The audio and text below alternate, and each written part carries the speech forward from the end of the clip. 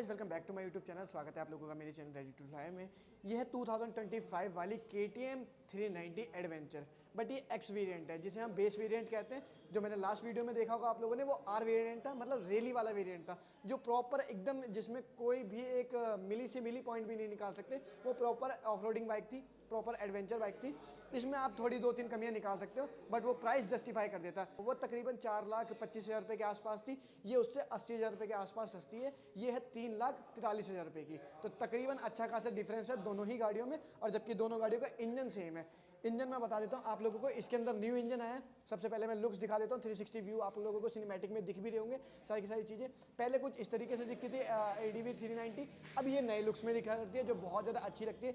इसका wait are variant से 1 kilo सस्ता है, मतलब इसका टोटल वेट है 182 kg कर्व में। और इंजन की बात करूं तो ये 398 सीसी का liquid cooled BS6 complaint engine है, FI वाला। साथ ही साथ 45 के तकरीबन इस गाड़ी के अंदर BHP आती है, 39 के अप्रॉक्स न्यूटन मीटर टॉर्क आता है। जब आप इसको डेली लाइफ में लेके चलते हो, हाईवेज पे चलते हो, आप इसकी कैटेगरी की किसी बाइक से कंपेयर कर लेना, इवन हिमालयन से कंपेयर कर लेना या एक्सपल्स से, जिससे भी आपका मन करे। इसकी कैटेगरी में जितनी भी बाइक है ना, आप सबसे कंपेयर कर सकते हो। बट इसके अंदर जो आर वेरिएंट में, मतलब जो रैली वेरिएंट में एडवेंचर 390 की जो फीचर आते हैं ना, वो इसके अंदर नहीं आते। जैसा कि इसके अंदर WP के एपेक्स सस्पेंशन तो आते हैं USD, बट इसके अंदर एडजस्टेबल सस्पेंशन नहीं आते। अगर आपको एडजस्टेबल सस्पेंशन चाहिए तो आपको आर वेरिएंट के अंदर जाना पड़ेगा, एक्स वेरिएंट के अंदर आप लोगों को नहीं मिलने वाले। बाकी सस्पेंशन का फीडबैक बहुत अच्छा है, ये चीज़ मैं आप लोगों को बता देता हूँ। और ये आगे का मटकाड़, ये बहुत ज़्यादा शानदार लगेगा आप लोगों को देखने में। ये एक नया टच देगा, एक नई बिल्ड क्वालिटी देगा आप लोगों को। और बिल्ड क्वालिटी से रिलेटेड मुझे नहीं लगता है इस बाइक में आप लोगों को कोई भी प्रॉब्लम होने वाली है। टायर की मैं बात करता हूँ, टायर का थोड़ा सा देखने वाली चीज़ है। उस बाइक के अंदर ना प्रॉपर स्पोक व्हील आते हैं, आप लोगों को दिख भी रहा होगा स्क्रीन के अंदर। नहीं दिख रहा होगा तो आप लोग कभी शोरूम में आओगे तो आप लोगों को देखने के लिए पता भी चल जाएंगे। उसके अंदर स्पोक व्हील आते हैं, इसके अंदर प्रॉपर अलॉयज आते हैं। और साथ ही साथ इस गाड़ी का जो टायर साइज़ है ना, उस बाइक के टायर साइज़ से थोड़ा सा डिफरेंट है। ये 100 सेक्शन का टायर आता है, और इसके जो अलॉय का साइज़ है ये 19 सेक्शन का है, मतलब 19 इंचेस का कह सकते हो आप लोग। और उसके अंदर 21 इंच का था, और उसके अंदर टायर साइज़ भी इससे थोड़ा सा छोटा था। बट ये जब आप नॉर्मल लाइफ में चलाओगे ना, तो एक्चुअल में आप लोगों को उसके अंदर ज़्यादा मजा आएगा। क्यों? क्योंकि वो प्रॉपर ऑफ रोड है, वो ऑफ रोड वाला फील आप लोगों को डेफिनेटली देगी। ये थोड़ा सा कह सकते हो हाईवे टच भी है, थोड़ा सा स्ट्रीट वे टच भी है। तो स्ट्रीट वे में थोड़ा सा आप लोगों को इस बाइक के अंदर ज़्यादा अच्छा लग सकता है, ये पहला पॉइंट है। ये चीज़ आप लोग देख लेना। हालांकि जो ब्रेकिंग का साइज़ है 320 mm फ्रंट का, वो एज यूजुअल उसके अंदर भी ऐसा ही है जैसा इसके अंदर है। और ब्रेकिंग का रिस्पॉन्स बहुत ज़्यादा अच्छा है। अब मैं आप लोगों को एक चीज़ और बताता हूँ, इस बाइक के अंदर भी 14.5 लीटर का फ्यूल टैंक देखने के लिए मिलता है। माइलेज थोड़ी सी ऊपर नीचे हो सकती है, बट फ्यूल इफिशिएंसी आप लोगों को काफ़ी ज़्यादा अच्छी मिलने वाली है। और मीटर के अंदर मैं दिखाता हूँ आप लोगों को चीज़ें क्या क्या मिल जाती हैं जो उसके अंदर नहीं मिलती है, वो भी मैं बताऊँगा। सबसे पहले स्विचेस की क्वालिटी के अंदर आप लोगों को 2-3 चीज़ें दिख रही होंगी। उसमें यहाँ पे भी बटन आता है, हॉर्न के बगल में भी बटन आता है, यहाँ पे भी स्पीडोमीटर का कंट्रोल आता है। वो सारी चीज़ें इसके अंदर नहीं आती है, क्योंकि इस बाइक के अंदर वो फीचर है ही नहीं। अब मीटर कुछ इस तरीके से ओपन होता है, ये रहा रेडी टू रेस। अब यहाँ से अगर मैं इस बटन से क्लिक करूँगा, ये रहा। इस बाइक के अंदर आपको सबसे पहले राइडिंग मोड्स देखने के लिए नहीं मिलेंगे, जो सिर्फ इसके आर वेरिएंट मतलब टॉप मॉडल में देखने के लिए मिलेंगे। बेस वेरिएंट में देखने के लिए मतलब एक्स वेरिएंट में नहीं मिलेंगे। अब आ जाते हैं ABS के अंदर। ABS के अंदर वो वेरिएंट आप लोगों को डेफिनेटली मिलेगा जो इसकी जो KTM की सारी बाइकों में आता है, ऑफ रोड मोड, जिसे हम सुपर मोटो मोड भी कहते हैं। इसमें पीछे वाला ABS आपका ऑफ हो जाएगा अगर आप ऑफ रोड मोड में लेके जाते हो, तो इसको क्लिक करके सिंपली एडजस्ट कर सकते हो। डिस्प्ले मोड में जाते हैं तो डिस्प्ले मोड में आप वही स्टैंडर्ड तो अभी है ऑटोमेटिक, और अगर आप रिड्यूस्ड करना चाहो, ब्राइटनेस कम ज़्यादा करना चाहो, तो वो भी चीज़ें कर सकते हो। इस बाइक के अंदर आप लोगों को ब्लूटूथ कनेक्टिविटी मिल जाती है, 10x10 नेविगेशन मैप मिल जाता है, फ़ोन कनेक्ट कर सकते हो, इंटरकॉम कनेक्ट कर सकते हो, शिफ्ट लाइट चेंज कर सकते हो, टाइम वगैरह, यूनिट वगैरह, सारी चीज़ें A to Z आपको इस बाइक के अंदर भी देखने के लिए मिलने वाली हैं। जैसा कि मैं आप लोगों को दिखा रहा था ना पास से, इसके अंदर देखो कोई भी एडजस्टेबिलिटी नहीं है सस्पेंशन के अंदर। और इस बाइक के अंदर एक चीज़ आप लोगों को अच्छी क्या देखने के लिए मिलेगी मैं बताता हूँ, वो शॉर्ट राइडर को ज़्यादा अच्छी लगने वाली है। हालांकि पैर तो मेरे सेम आ रहे हैं उस बाइक के अंदर भी और इस बाइक के अंदर सेम भी, मतलब पंजे पंजे आ रहे हैं, वो भी ना के बराबर भैया। पहले ओल्ड वाली 390 में तो मेरे बिल्कुल भी नहीं आया करते थे। और जो इसका टॉप मॉडल है ना, उसकी सीट हाइट है 830 mm की, और ये जो बेस वेरिएंट है इसकी है 825 mm की। बट जो फील हो रहा है वो मुझे तो एज यूजुअल सेम ही फील हो रहा है, 5 mm से मुझे इतना ज़्यादा कुछ फ़र्क नहीं पड़ रहा।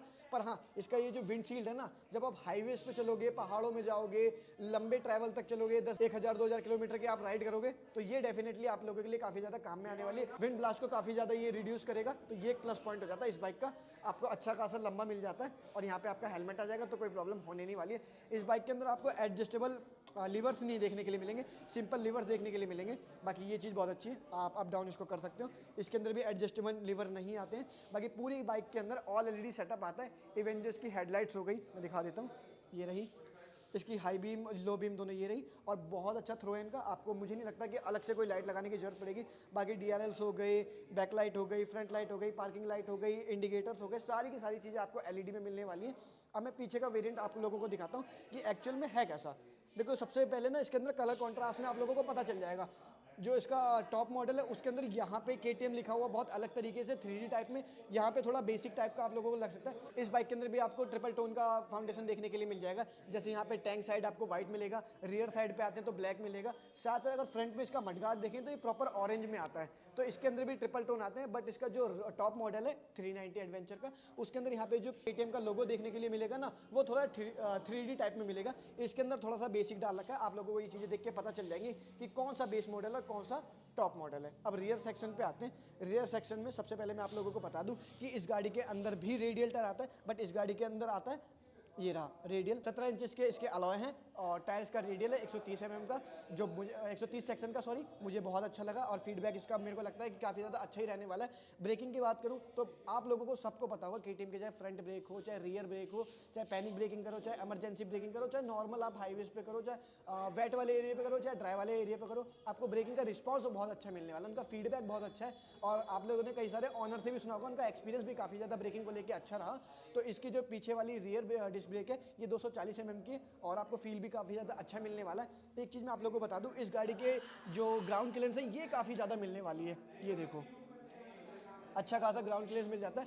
तकरीबन 272 के आसपास या 274 के आसपास इसकी ग्राउंड क्लियरेंस है, जो मुझे काफ़ी ज़्यादा अच्छी लगी। और इसके सेगमेंट में मुझे लगता है सबसे ज़्यादा देती भी है ये ग्राउंड क्लियरेंस की जो हाइट है। और साथ साथ इस बाइक के अंदर एग्जॉस्ट नहीं आता, इसके अंदर अंडरबेली आती है। इसका भी नोट मैं आप लोगों को सुनाता हूँ। हालांकि आपको ड्यूक 390 जनरेशन 3 की तरह रिजेंबल करेगी, क्योंकि सेम इंजन है और सेम इसका जो बैंड पाइप है, सेम एग्जॉस्ट है, उसी की तरह ही है।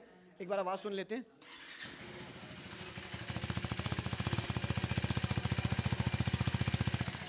ये इसका आइडल साउंड है, काफ़ी बेसी सा है।